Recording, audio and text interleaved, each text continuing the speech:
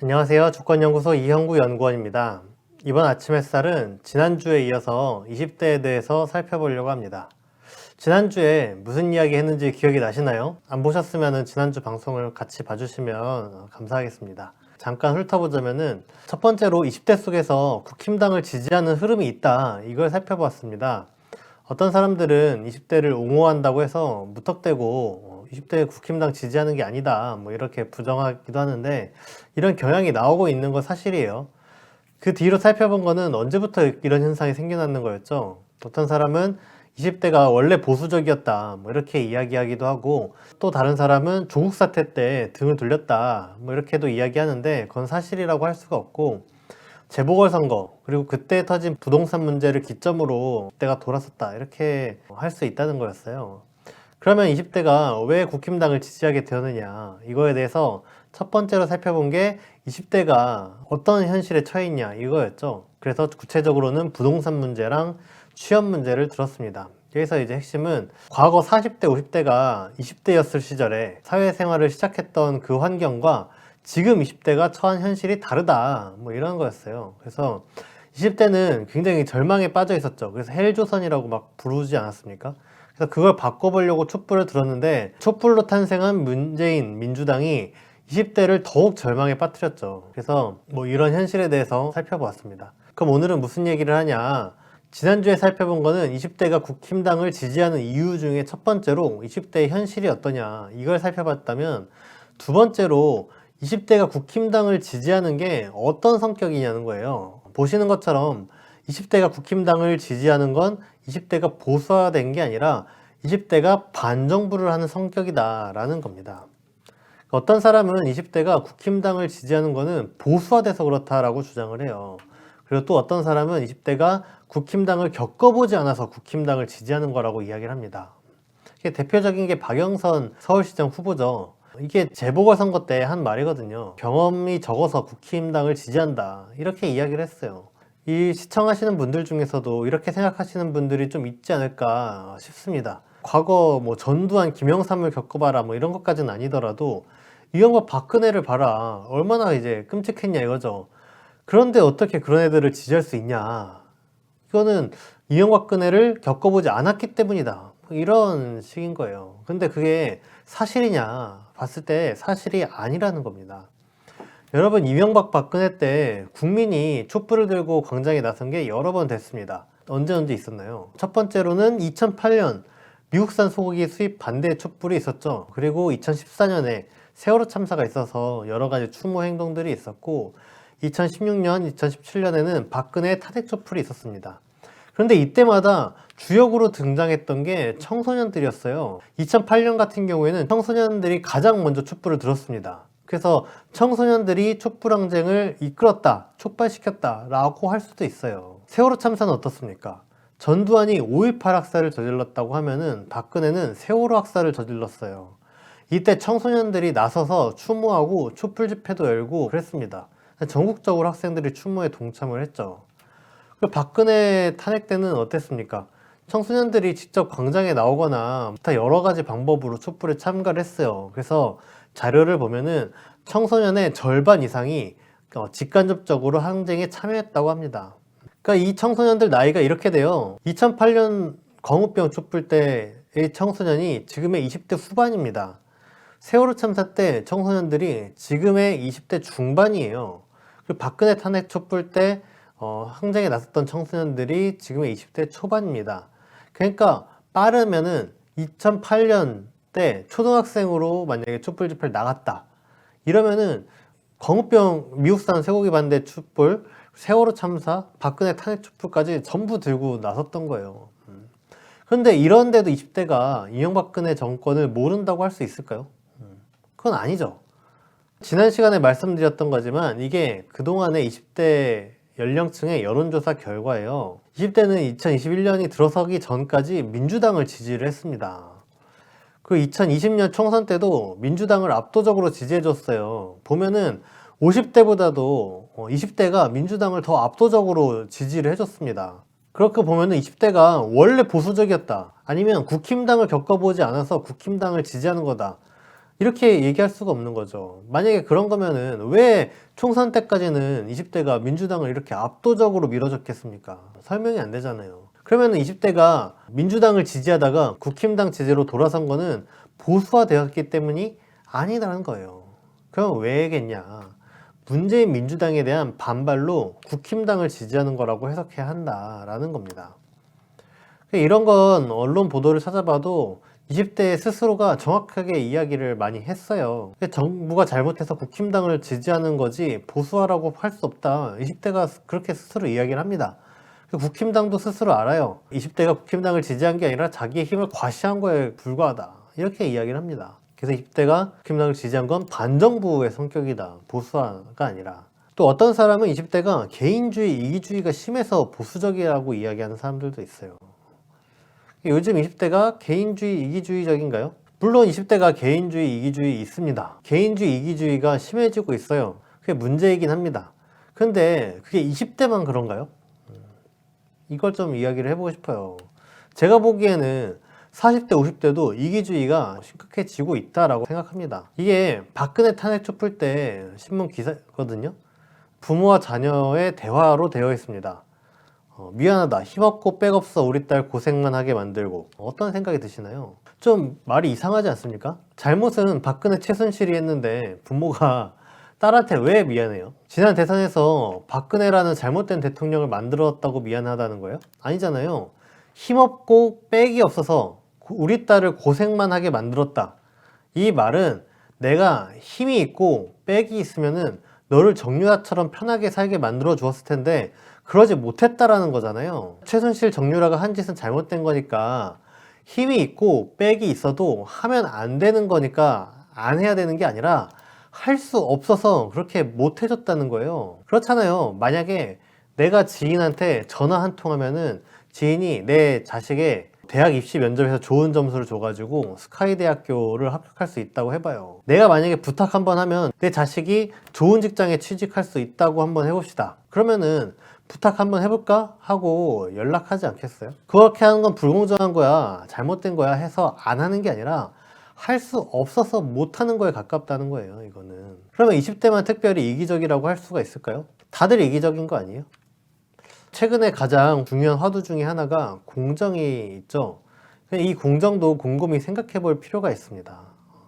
예를 들어서 한국 사회가 불평등하다, 좀 평등해져야 된다, 이렇게 말할 때 평등은 뭐예요?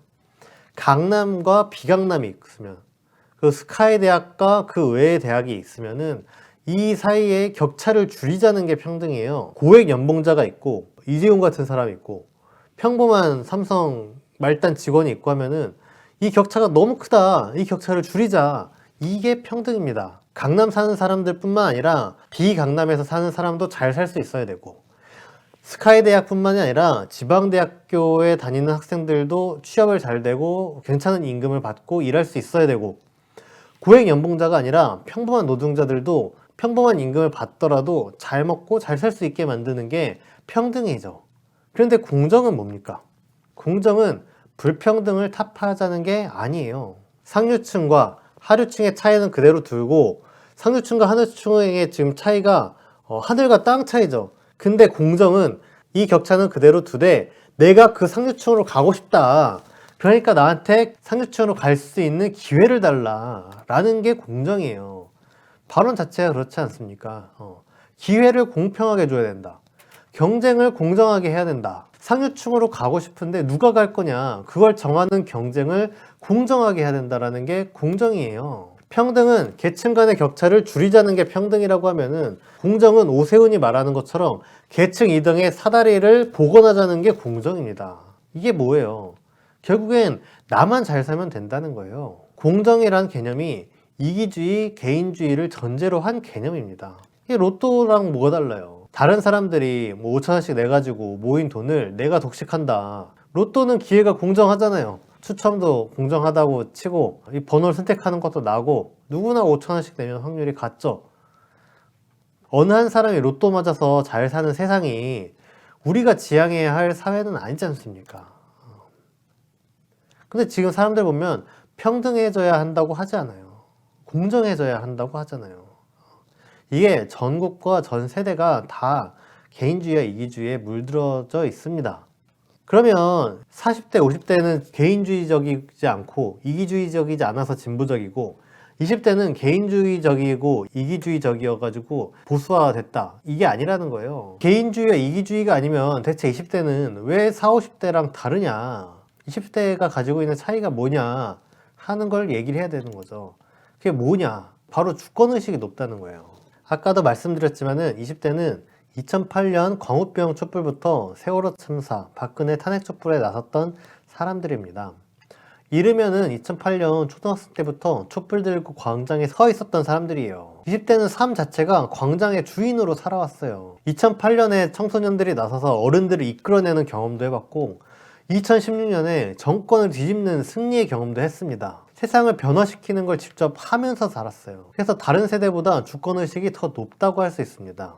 예를 들어서 박근혜가 문제야. 그럼 박근혜를 무너뜨릴 사람으로 문재인을 대통령으로 뽑아주는 거 아닙니까? 근데 문재인 대통령이 20대의 말을 안 들어주고 부동산 폭등시켜서 20대를 절망시키고 하니까 20대는 문재인 대통령을 그래도 추종하고 따르는 게 아니라 문재인 대통령, 문재인 정부를 심판하는 겁니다. 문재인 정부를 심판하느냐고 국힘당을 선택하는 거예요. 그래서 홍준표가 자기네들 이야기를 들어주는 것 같다 하면 홍준표를 지지했다가도 홍준표가 잘못하고 20대를 제대로 대변해주지 않으면은 홍준표한테서 또 지지를 철회하고 또 다른 사람을 찾게 됩니다. 그래서 지금도 보면은 20대는 대선을 앞두고 지지율을 바꿀 수 있다고 생각하는 사람이 70%가 넘어요. 왜냐하면 특정 정치인이 주인이 아니라 20대 자신이 주인인 거예요. 이렇게 주권의식이 높은 세대가 20대인데 사회에 나오자마자 원래도 헬조선이었어요. 박근혜 정부 때 헬조선이라고 불렀습니다. 그런데 문재인 정부가 완전 20대에게 절망을 안겨줬어요. 그러니까 문재인 정부를 심판한 거죠. 그래서 국힘당을 지지한 겁니다. 20대가 보수화된 게 아니고 국힘당을 겪어보지 않아서 국힘당을 지지하고 그런 게 아니라는 거예요. 이런 얘기를 하다 보면은 아니 아무리 그래도 국힘당은 아니지 않냐, 박근혜보다는 문재인 정부가 낫지 않냐 이렇게 이야기하는 사람이 있어요. 그러니까 20대가 국힘당 지지하는 건 잘못이라는 거죠. 근데 이런 말 하면 20대는 뭐라 그러냐면은 우리가 박근혜보다 좀 더 나은 사람 뽑자고 촛불 들었냐, 어떻게 박근혜랑 비교를 할 수가 있냐 이렇게 대꾸한다고요. 그러니까 눈높이가 더 높아진 거예요. 민주당이 박근혜보다 자기네들이 낫다, 그러니까 우리를 지지해줘라 라고 20대한테 호소하면 안 된다는 겁니다. 20대 눈높이에 맞춰야죠. 그러면 우리 20대를 어떻게 대해야 하겠냐 이거를 살펴보려고 하는데요. 우리가 어떻게 할지 앞서서 적폐 세력들은 지금 20대를 어떻게 하려고 하는지에 대해서 먼저 보려고 합니다. 적폐 세력은 20대를 극우화하려고 한다는 거예요. 극우는 뭡니까? 타 인종, 타 민족, 타 국가 사람을 배척하고 혐오하죠. 트럼프 같은 경우에는 미국 경제가 안 좋은 거는 이민자 탓이다, 중국인 탓이다, 유색인종 탓이다, 이 사람들을 혐오하는 정치를 했습니다. 이 혐오가 크면 어떻게 됩니까? 폭력을 쓰게 돼요. 폭력성을 띠고 전체주의적이 됩니다. 그래서 이런 게 극우라고 할 수 있는데 20대는 어때요? 현실이? 지금 20대가 보기에 정상적으로 노력해가지고는 잘 살 수 없다라고 봅니다.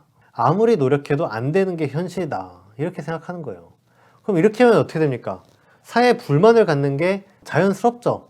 왜 나는 노력해도 잘 살 수가 없냐, 불평등하다, 이 불평등한 사회 구조를 바꿔야 한다, 이렇게 하면 진보적인 정치 성향을 갖게 됩니다. 이렇게 해서 사회를 분출해서 뭐 집회를 하든 촛불을 들든 불평등을 해소하는 방향으로 사회 문제를 해결하게 돼요. 그러면은 진보적이고 긍정적인 영향을 주죠. 그래서 어떤 의미에서는 20대가 느끼는 좌절이 클수록 그러면 기득권에게 위협적인 세력으로 성장할 수 있습니다. 근데 적폐 세력들은 20대가 그렇게 되기를 바라지 않죠. 적폐 세력들은 그러니까 어떻게 합니까? 네가 힘든 거는 불평등한 사회 구조 때문이 아니라 뭐 국힘당이나 조중동, 정치, 검찰, 아니면 뭐 미국, 신자유주의 이런 적폐 세력들 때문이 아니라 이대남들에게는 여자가 문제다, 여자를 잘해준다고 니네가 오히려 차별받지 않냐 뭐 이러고, 조선족, 뭐 중국인 때문에 니네 일자리가 위협받는다, 중국이 문제다 뭐 이런 식으로 다른 곳에 분노를 표출하게 하는 거죠. 이 20대의 눈을 돌리려고 하다 보면 이렇게 자극적으로 혐오를 부추길 수밖에 없어요. 그래서 극우화를 시키는 거죠. 20대가 진보가 되는 걸 막으려고. 이런 극우화는 제국주의자들이 쓰는 전통적인 수법입니다. 대표적인 게 나치죠. 나치가 등장했을 때 독일은 1차 세계대전에서 패배를 해가지고 식민지도 잃고 전쟁 배상금도 물게 돼가지고 경제적으로 살기가 힘들어진 거예요. 그러니까 독일 국민이 야, 이런 침략주의, 제국주의, 불평등 이런 걸 해소해야 된다. 시위도 벌이고 공산당도 생겨가지고 지지를 얻어가고 막 이랬어요. 근데 이때 나치가 등장했죠. 나치는 공산당을 탄압해가지고 불평등을 해소하고 이런 움직임에 싹을 잘라버렸습니다.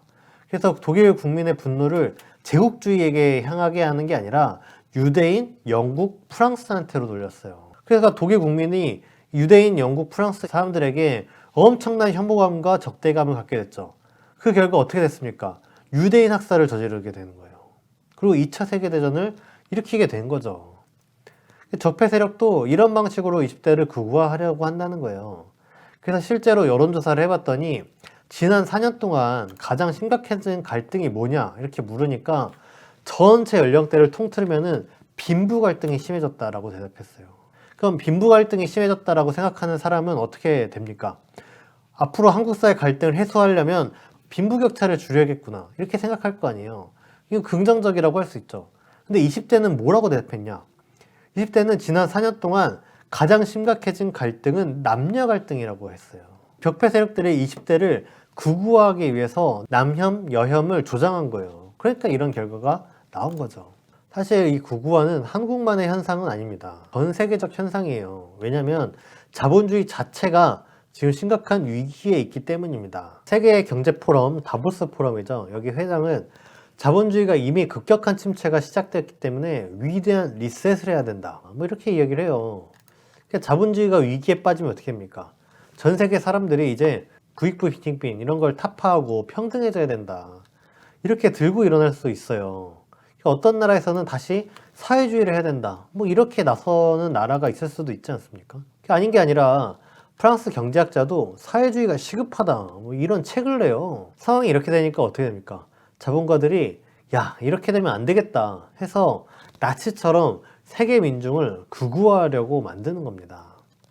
그 대표적인 사례가 미국의 트럼프죠. 트럼프는 아까도 말했지만 미국이 지금 힘든 건 중국 때문이다. 유색인종 때문이다. 이민자 때문이다. 중국이 미국의 돈을 뺏어간다. 뭐 이런 식으로 정치를 했거든요. 그렇게 해서 대선에서 승리했잖아요. 그런데 트럼프의 등장이 미국에 어떤 영향을 줬냐면은 트럼프 등장하기 전에 미국에서 진보적인 움직임이 상당히 활발해지고 있었습니다. 또 2008년에 금융위기가 터지고 경제가 힘들어지니까 2011년에 미국인들이 월가를 점령하라 뭐 이런 시위를 했어요. 월가는 금융자본이죠. 금융자본에 맞서는 투쟁을 막 벌리고 이게 전 세계적으로 파장을 일으킬 만큼 위력적으로 진행이 됐습니다. 그리고 2016년 대선에서는 민주적 사회주의자를 자처하는 버니 샌더스가 열풍을 일으켰어요. 자본주의 본고장 미국에서 사회주의자라고 나서서 인기를 얻은 거예요. 국민들이 막 데모하고. 그런데 지금 미국에서는 이런 진보적인 움직임이 사라졌죠. 왜 없어졌습니까? 여기서 트럼프가 작용을 한 거예요.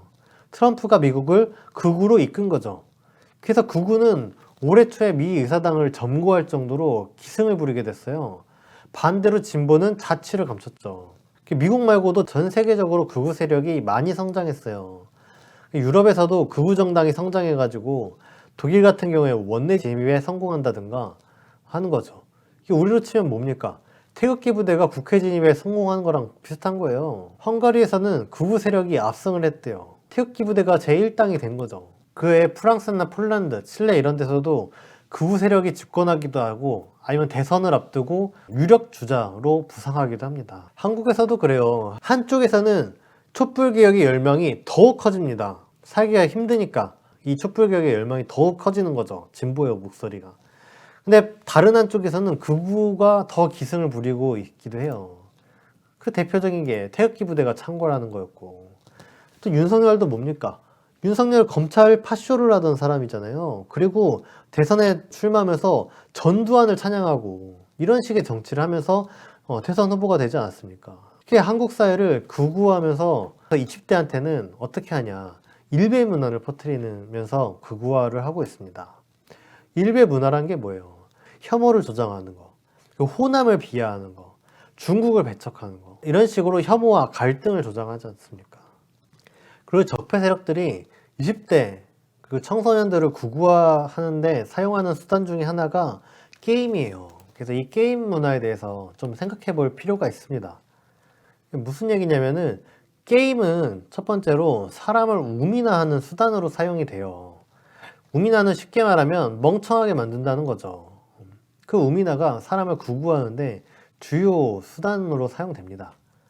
지금 정말 많은 사람들이 게임을 합니다.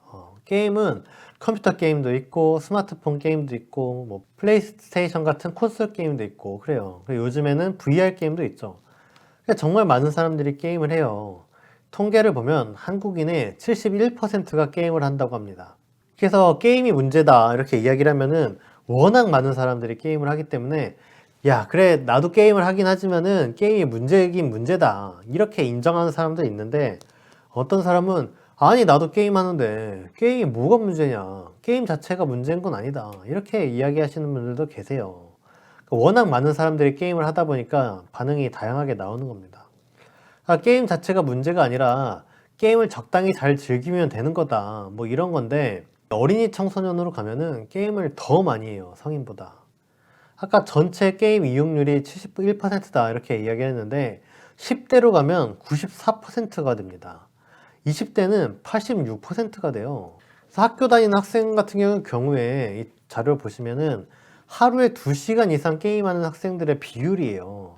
근데 초등학교 저학년의 20%, 초등학교 고학년의 37%, 중학생은 39%, 고등학생은 28%가 평일에 하루 2시간씩 게임한다고 합니다. 저 때는 9시, 10시까지 야자를 했던 것 같거든요. 그러면은 고등학생이 하루 평균 게임을 2시간 하려면은 매일 야자를 째고 PC방에 가거나 아니면 10시에 집에 가서 12시까지 게임을 하다가 자거나 둘 중 하나예요. 야자를 안 하더라도 학원 많이 가지 않습니까? 현실적으로. 그냥 크게 상황이 뭐 다르진 않을 것 같고. 근데 이 짓을 고등학생의 28%가 하고 있다는 거예요. 주말에는 고등학생의 55%가 하루 2시간 이상 게임을 합니다. 정말 게임 많이 하는 거예요. 고등학생도 그래서 문제지만은 초등학생은 제가 보기에 문제가 더 심각해요. 고등학생은 어쨌든 자기가 진학하려고 뭐 노력할 거 아닙니까? 그래서 스스로 압박감도 뭐 있을 거 아니에요. 뭐 포기한 사람도 있겠지만. 근데 초등학생은 어때요? 부모가 통제하지 않는 이상 자제력이 부족한 나이대예요. 이렇게 되면 어떻게 됩니까? 어린이 청소년은 정신적으로나 신체적으로나 부단히 성장해야 될 시기예요. 뛰어노는 것도 좋은 겁니다. 그러면 신체가 단련이 되거든요. 그리고 공부도 해야죠. 그래서 어려서부터 게임에 빠지면은 신체 능력도 저하되고 지적 능력도 저하가 돼요. 그래서 통계를 보면은 남자가 여자보다 게임을 더 많이 하거든요. 한 20%더 많이 해요. 그리고 게임하는 시간도 더 깁니다. 그러다 보니까 남녀 간에 차이가 나오는 게 생겨요. 뭐냐면은 성적이 달라지는 겁니다. 학생들 성적을 보면은 보통 학력 이상인 사람의 비율이 남자보다 여자가 10%에서 20% 정도가 더 많아요. 반대로 공부 못하는 사람, 기초 학력에 미달되는 사람은 남자가 더 많습니다. 이게 왜 그래요? 뭐 국어랑 영어는 원래 여자가 말하기 능력이 더 높은 거 아니냐 뭐 이렇게 이야기하는데, 수학도 못하는 사람이 남자가 더 많아요. 생물학적으로 보면 성별과 지적 능력은 차이가 없어야 되는데 실제로는 남성이 더 떨어진다고요. 게임의 영향이 있다고 봐야 되는 거예요. 근데 이게 현실인데도 게임이 안 좋다는 건 거짓말이라 그래요. 이 사람들 참 나쁜 사람들입니다. 청소년은 뭐 게임은 재밌으니까 일단 게임을 하고 싶기도 할 테고, 학업 스트레스도 받고, 스카이대학교 안 가면은 뭐 인생 망하는 것처럼 이야기를 하고, 의대 가야 되는 것처럼 이야기를 하고. 근데 이런 청소년들의 심리를 이용해서 이런 식의 논리를 펴요. 아니 모든 사람들이 다 공부를 잘해야 되는 건 아니지 않냐, 게임 잘하는 것도 능력이다 이런 얘기를 해요. 그래서 한때는 청소년들의 장래희망 1순위가 e스포츠 선수였어요. 프로게이머. 꿈의 직장 아닙니까? 자기 하고 싶은 거 하면서 돈 번다는 거 아니에요. 물론 프로게이머들도 힘들고 고충이 있겠죠. 근데 너나 나나 뭐 프로게이머 되고 싶다라고 이야기할 때는 그런 심리인 거잖아요. 심지어 이런 연구 결과도 있어요. 게임을 많이 하면 많이 할수록 성적이 좋대요. 게임을 많이 하면 인지 기능이 높아지고 성적이 높아진대요. 그 이유가 뭐냐? 레벨을 올리려다 보니까 수학과 읽기 실력이 올라간대요. 어떻게 생각하십니까? 연구 결과예요. 이게 호주에 있는 공대가 연구한 결과. 미국의 어떤 대학교와 프랑스의 어떤 연구진이 공동으로 연구한 결과 이렇다는 거예요. 1.88배가 높다. 그러니까 이런 것 때문에 부모가 게임하지 말라고 하면은 야 이거 봐라 게임이 나쁘다고 하는 거는 연구 결과를 통해서 아니라고 검증을 됐는데 참 무식한 소리 한다 이런 식으로 오히려 타박해요. 아니 이 말대로면은 아이를 더 똑똑하게 키우려면은 게임을 시켜야겠네요. 그쵸? 게임을 많이 하면 성적이 좋을 확률이 1.88배래요. 2배에 가깝습니다. 이 정도면 게임 안 시키면 나쁜 부모 아닙니까? 그러면 여러분들이 자녀가 있게 되면 게임 많이 하라고 장려하실 것 같아요? 초등학생 애가 게임 1시간밖에 안 하고 나 공부할래 이러면은 야 게임도 적당하게 하는 게 좋다. 하루 평균 2시간 이상 해라 이렇게 장려할 거예요? 야 게임 2시간 이상 하는 초등학교 저학년 비율이 20%가 넘는데 너도 그 20% 안에 들어야 되는 거 아니냐, 상위 20% 안에. 그럼 게임 2시간 이상 해라 라고 할 거예요? 아니잖아요. 이런 연구 결과가 진짜면 적폐 세력들도 자기 자녀에게 게임을 장려하겠죠. 평범한 서민들은 무식해가지고 연구 결과가 있는데도 게임을 안 시키고 난린데 우리는 지식인이고 더 똑똑한 사람들이니까 연구 결과를 믿고 게임을 시켜야겠다. 뭐 이렇게 돼야 되는 거 아니에요? 근데 적폐 세력의 정점이라고 할 수 있는 미국의 독점 자본가들 보세요. 이 사람들이 자녀에게 게임을 장려를 할까요? 전혀 아니에요. 기사 보시면 알겠지만 CEO 대부분이 IT 기기 사용 자체를 최대한 자제시킨다. 빌 게이츠는 자녀에게 하루에 45분만 컴퓨터를 할 수 있게 해줬대요. 스티브 잡스 같은 경우에는 자녀에게 아이패드도 안 주고, 아니 아이패드를 만드는 기업의 대표가 자녀에게 아이패드를 안 준다는 게 웃기지 않습니까? 집 자체를 테크프리로 만들었대요. 기술과 동떨어진 공간으로 만들었다는 거예요. 이 둘뿐만이 아니에요. 찾아보면 되게 많이 나옵니다. 맨 밑에 보면 스냅챗 만든 에반 스피켈이라는 사람은 자녀에게 일주일 동안 1시간 30분만 컴퓨터를 하게 한대요. 하루에 20분이 채 안 돼요. 그러면서도 다른 전 세계 국민에게는 IT 기기 사용을 장려하게 만들고 게임하도록 조장합니다. 게임하는 게 시등에 더 좋다는 거짓말까지 해가면서 그래요. 왜 그럽니까? 우미나 하려고 하는 거예요. 학생들이 공부하는 시간을 늘리는 것보다 게임을 더 많이 하면은 지적 능력이 떨어지게 됩니다. 성인들이 정치에 관심을 갖고 시사 문제에 관심을 갖고 신문을 읽고 책을 읽어서 똑똑해지는 거 공부를 더 많이 하는 것보다 그 시간에 게임을 더 많이 하면은 정치에서 관심이 멀어지고 아는 게 적어지고 아 지금 세상은 불평등의 문제구나 이거 바꿔야 되겠다 이런 식의 사고방식을 마비시켜요. 게임 내용도 문제입니다. 적폐 세력들이 게임 내용에 극우 정서나 문화를 퍼뜨릴 수 있는 것들을 스며들게 합니다. 게임은 그 특성상 상대방을 적대하고 혐오하고 몰살하는 내용이에요. 공존을 추구하는 경우는 거의 없습니다. 물론 그런 게임이 있긴 있어요. 그런데 그게 대다수가 하는 영향력 있는 게임은 아니에요. 게임 주류는 평화로운 게임이 아니라 피 튀기게 싸우는 게임이에요. 그래서 게임은 대체로 혐오 문화, 적대시 문화를 주입을 합니다. 지금 화면에 있는 게임은 콜 오브 듀티라는 게임인데 중동인 배경이에요. 중동 테러리스트 때려잡는 게임인 거죠. 중동 사람들은 테러리스트로 인식하게 만드는 거예요. 그러니까 전쟁 게임 같은 경우에는 북한, 중국, 러시아나 중동 이런 나라들을 악마화해서 그 사람들을 소탕하는 경우가 많습니다. 이런 얘기 하면은 어떤 분은 게임이 특성상 서로 이기려고 하고 그런 거면은 스포츠도 상대방을 이기려고 하는 거 아니냐 이렇게 이야기를 하세요. 근데 그런 면도 있어요. 그래서 스포츠나 무술 같은 거 할 때 어떻게 합니까? 예의 범절을 상당히 강조를 해요. 엄격하게 준수시켜요, 예의를. 대부분 사제관계도 상당히 엄격합니다. 역사가 깊으면 깊을수록 그래요. 왜냐면 예의 범절이라든가 이런 게 되지 않으면은 수련을 시키는 데서도 지장이 생기긴 하지만은 그런 제어 장치가 없으면 잘못된 영향을 줄 수가 있어서 그래요. 실제로 무술이나 무도 말고도 축구나 이런 것도 스포츠맨십을 중요시 하잖아요. 유지하기 힘든 경우가 있어요. 그런 걸 중요시 안 하면. 그래서 동네에서 친구들끼리 축구하거나 농구하거나 뭐 이런 거 하다 보면은 싸우면서 끝나는 경우가 상당히 많아요. 비이상하잖아요. 하다 보면 충돌도 생기고. 그러니까 이런 페어플레이 정신, 스포츠맨십 이런 걸 강조하잖아요. 이게 보시면 아프간 전 때 실제 영상이래요. 하얀 물체가 사람입니다. 거기에 대고 폭격을 하는 거예요. 그래 놓고 좋았어 잡았군 이러잖아요. 이거 보시니까 어때요? 사람 죽이는 것 같지 않죠?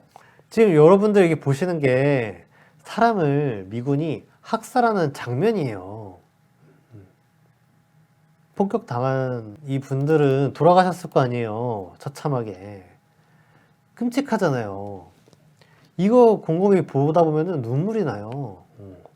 막 피가 튀기고 사람의 신체가 찢기고 이런 모습이 보이는 건 아니지만은 실제로는 그렇게 됐을 거라는 거예요.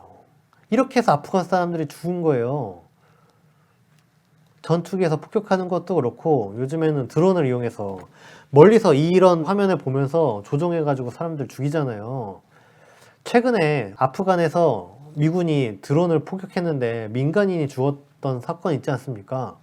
이것도 이런 식으로 해서 죽인 거예요. 멀리 화면을 보고 저거 테러 차량 같은데?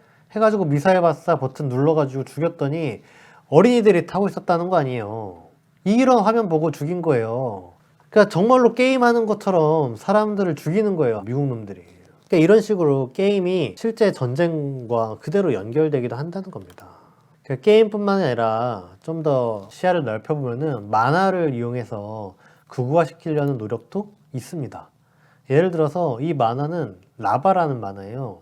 아시는 분들도 많을 거예요. 근데 아시는 분들이 뭐 유튜브에서 검색해가지고 이걸 보셨어요?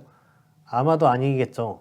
아마 버스에서 많이 보셨을 거예요. 근데 이 만화 보면은 이 밑에 있는 조그만 빨간 벌레 같은 경우에는 성질이 더러워요. 노란 벌레는 멍청합니다. 근데 얘네 둘이 서로 괴롭히고 이기적으로 다투는 게 주된 내용이에요. 이 장면은 소세지를 하나 두고 누가 먹을 거냐 하고 싸우는 장면이죠. 절대 나눠 먹지 않습니다. 정말 많이 보이는 장면이에요. 소세지 두고 싸우는 거. 이 두 벌레 말고도 힘센 캐릭터도 나오는데 걔는 이 두 벌레를 막 때리고 막 그래요. 힘이 세가지고. 이런 만화도 있습니다. 이 만화도 버스에서 나오죠. 스푸키즈라는 만화입니다. 위의 사진은 이빨을 뽑으려다가 머리가 띄어지는 장면이에요. 아래 사진은 파란 애가 식탐이 강한데 자기가 먹으려고 다른 친구들을 때리는 장면입니다. 이런 걸 보면서 애들은 재밌다고 웃는 거예요. 라바도 그렇고 스푸키즈도 그렇고 이 만화를 보다 보면은 자기 혼자 먹을 거 먹겠다고 서로 싸우는 거, 그리고 다른 사람들을 괴롭히는 거, 이런 것들을 나쁜 짓, 불쾌한 짓, 하면 안 될 짓이 아니라 웃긴 일, 재밌는 일로 여기게 해요. 머리가 떼어지고 떼어진 머리를 발로 차고 그러는 걸 보면서 웃어요. 그러니까 이렇게 되면 생명 경시하게 되는 영향을 주는 거예요. 그러니까 게임이나 만화 좋아하시는 분들은 만화가 이런 내용이 있어서 안 좋은 영향을 준다 이렇게 얘기하면은 아니라 그래요. 외면하려고 합니다. 근데 여러분 라바랑 스푸키즈 보신 분도 많으시죠? 근데 이거 보면서 불쾌하다 라고 생각해 본 적 있으세요? 이거 내용 보면은 힘센 애가 약한 애한테 장난치고 괴롭히면서 낄낄대는 내용이에요. 여러분들 다른 사람 괴롭히는 게 재밌습니까? 여러분들 그렇게 실제로 하세요? 혼자 먹겠다고 다른 사람 때리는 게 유쾌해요? 왜 다른 사람 괴롭히는 거를 재밌는 일처럼 여기게 만듭니까? 다른 사람을 때려서라도 내가 혼자 먹는 장면을 왜 웃기게 묘사해요? 저희 쓰러지는 캐릭터 얼굴 보세요. 우스꽝스럽잖아요. 요즘에 학생들 중에 일진들 다른 사람 괴롭히면서 재밌어 하잖아요. 그게 이런 거예요. 성인들은 이해 안 되죠. 청소년 일진들이 있는데 이게 진짜 심각한 문제다. 쟤네들은 왜 사람들을 저렇게 괴롭히면서 놀까? 우리 지금 어린이 청소년들이 보는 만화는 그런 내용이에요. 여러분 예전에 청소년들이 기절놀이 한다면서 다른 아이 목 졸라서 기절시키는 괴롭히는 영상이 크게 화제가 된 적이 있었어요. 기억나십니까? 여러분들은 그렇게 다른 사람 목 졸라서 기절시키면 즐거울 것 같아요? 그런데 그 애들은 즐거워했어요. 그런 게 즐거운 거라고 누가 이야기해 줍니까? 이 만화들이 이야기하잖아요. 재밌다고, 즐거운 거라고, 웃기지 않냐고. 이 만화들이 그렇게 하잖아요. 여러분들도 이 만화 보면서 불쾌하다고 생각하지 않으신 분들이 많을 거예요. 젖어들게 하는 거예요. 이런 게. 여러분 자녀가 있다고 생각해 보세요. 만약에 부모가 아이에게 읽어주는 그림책에 맛있는 걸 나 혼자 먹기에 다른 친구들을 때리자, 이런 줄거리의 그림책이 있습니까? 보통 아이에게 서로 더불어 사는 거, 지혜롭게 사는 걸 가르치려고 하죠. 그리고 존경보다 마땅한 위인의 삶을 가르치려고 합니다. 위인전을 읽어도 안중근을 읽지 이완용을 읽지 않아요. 왜 그렇습니까? 보고 배우고 따라하니까 그런 거잖아요. 라바나 스포키즈 같은 시기면은 이완용 이야기를 재미있게 묘사해서 보여주는 거랑 똑같은 거예요. 만화 중에 뽀로로란 만화 있지 않습니까? 이 뽀로로란 만화만 봐도 다른 다양한 종의 동물들이 같이 사는 내용이에요. 만약에 뽀로로가 펭귄인데 뽀로로가 좀비가 되어가지고 머리가 똑 떼지고 하얀 곰이 자기 먹을 거 먹겠다고 다른 동물들 막 때리고 그러면 어떻겠어요? 혐오스러울 거 아니에요. 그런 내용 아니잖아요, 뽀로로는. 뽀로로처럼 비교적 긍정적인, 서로 싸우고 엽기적이지 않고 혐오를 조장하지 않는 만화를 만들 수 있어요. 인기도 있을 수 있습니다. 라바나 스포키즈 같은 경우에는 불쾌한 내용을 우스꽝스럽게 묘사해서 사람들한테 퍼뜨리는 거예요. 그런 극우 문화를 물적게 만드는 거죠. 그러니까 과거에 전두환은 3S 정책을 폈잖아요. 많이 아시죠? 3S, 성, 섹스, 영화, 스크린, 스포츠, 이렇게 세 가지죠. 이거를 한 게 독재나 정치에서 관심을 돌리게 하려고 3S 정책을 편 거지 않습니까? 이것도 우민의 정책인 거죠. 그러니까 성은 둘째치고 영화나 스포츠 같은 경우에는 그 자체가 나쁜 건 아니잖아요. 근데 그걸 이용해서 좋은 걸 하느냐 나쁜 걸 하느냐의 문제인데, 이 사회를 지배하고 있는 게 적폐 세력들이고 독점 자본가들이기 때문에 문화들을 이용을 해서 극우 문화를 퍼뜨리려고 이용하는 거죠. 그러니까 지금 적폐 세력들은 게임과 만화 등을 통해서 20대를 우민화하고 극우화하려고 한다는 겁니다. 오늘 아침 햇살은 여기까지 해서 마치고요. 다음 주에 20대의 세 번째 편에서는 그러면 우리 진보 진영은 20대를 어떻게 대해야 할지를 살펴보도록 하겠습니다. 지금까지 시청해 주셔서 감사합니다.